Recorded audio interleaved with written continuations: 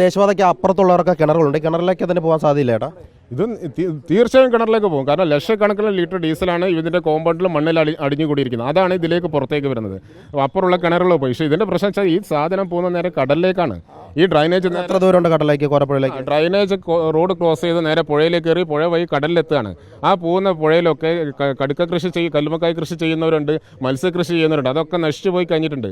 കുട്ടികൾക്കൊക്കെ ആരോഗ്യ പ്രശ്നങ്ങളായിട്ട് ഇന്ന് ഹോസ്പിറ്റലിൽ കൊണ്ടുപോയിട്ടുണ്ട്. കുറേ കുട്ടികൾ തലചുറ്റലും ഛർദി വന്നിട്ട് ഹോസ്പിറ്റലിൽ കൊണ്ടുപോയിട്ടുണ്ട്. ഇന്നലെ ഇവിടെ വന്ന നാട്ടുകാർക്ക് പലർക്കും തലചുറ്റലുണ്ടായിട്ടുണ്ട്. വളരെ ഗൗരവമായ സാധനം. ഇതിനൊക്കെ അപ്പുറമുള്ള ഗൗരവം ആരെങ്കിലും ഒരു സിഗരറ്റ് കുറ്റിയോ തീപ്പട്ടിക്കുള്ളിൽ ഇട്ടിട്ടുണ്ടെങ്കിൽ വമ്പൻ ദുരന്തമാണ് ഇവിടെ ഉണ്ടാവുക. അതിൻ്റെ ഗൗരവം കണ്ട് അടിയന്തരമായിട്ട് സ്ഥാപനത്തിൽ സ്റ്റോപ്പ് കൊടുക്കാൻ കളക്ടർ ഇടപെടണമെന്നാണ് നമുക്ക് പറയാനുള്ളത്. അതാണിത് വലിയ അപകടമാണ്. ആരെങ്കിലും ഒരു തീപ്പെട്ടിക്കൊള്ളി ഉരച്ചാൽ വിട്ടാലും മതി, തീ പിടിക്കാനുള്ള സാധ്യതയുണ്ട്. വലിയൊരു ഗന്ധമുണ്ട് ഇവിടെ, ഡീസലിൻ്റെ ഒരു മണം ഉണ്ടല്ലോ.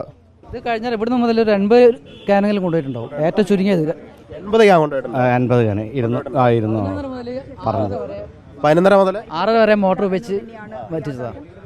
വലിച്ചെടുത്തിട്ട് അവിടെ കൊണ്ട് വെക്കുക. ഈ അടുത്തിടയിൽ പുതിയ ടാങ്ക് നിർമ്മിച്ച ചേട്ടാ ഇവിടെ എടുത്ത് മാറ്റിയതാണ്, അണ്ടർഗ്രൗണ്ട് ആക്കിയതാണ് സാധനം. ഭൂമിക്കടിയിലേക്ക് ടാങ്ക് നിർമ്മിച്ചിട്ടുണ്ട്. ഇവിടെ ഈ ഏരിയ മൊത്തം അതാണുള്ളത്. പുതിയ ടാങ്കാണോ ചോർന്നത്? ആ ടാങ്ക് ചോർന്നാണ് ഇപ്പോഴും കൺഫ്യൂഷനാണ്. ആദ്യം പറഞ്ഞ അവർ ക്ലീനിങ്ങിൻ്റെ ഭാഗമായിട്ട് ചെയ്തതാണെന്ന് പറഞ്ഞ്, പിന്നെ പറഞ്ഞ് ഓവർഫ്ലോ എന്ന് പറഞ്ഞ്, പിന്നെ പറഞ്ഞത് അതിൻ്റെ മേനിൽ എന്തോ കംപ്ലയിൻറ്റ് പറ്റിയതാണെന്ന് പറഞ്ഞു. ഈ വീടുകളൊക്കെ കിണറുണ്ടോ ഇവിടെ തൊട്ടടുത്ത്? വീട് കിണർ കുഴിച്ചിട്ട് കാര്യമില്ല. ഞങ്ങൾക്ക് കുഴിച്ചു കഴിഞ്ഞാൽ കുഴൽക്കിണറാണെങ്കിൽ പോലും അതിൽ വരിക ഡീസലിൻ്റെ അംശമുണ്ടാവും. ഉപയോഗിക്കാൻ പറ്റില്ല. പൈപ്പ് വെള്ളം, ജപ്പാൻ വെള്ളമാണ് ഉപയോഗിക്കുന്നത്. 5 ദിവസം നിന്ന് കഴിഞ്ഞാൽ ബാത്റൂമിൽ പോക്കും കുളിയും എല്ലാം അവതാളത്തിലാണ്.